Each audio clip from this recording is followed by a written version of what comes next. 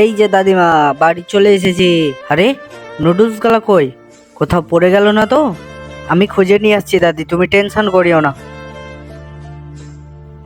আরে, কোথায় হারালো? খুঁজে পাচ্ছি না তো।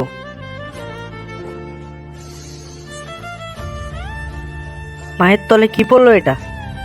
এই তো পেয়ে গেছি।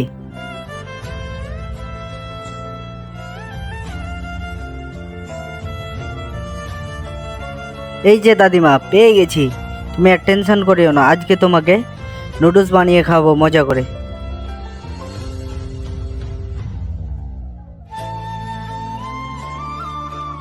শর্টকাটে নুডলস বানানোর টেকনিক তোমরাও শিখে রাখতে পারো গাইস।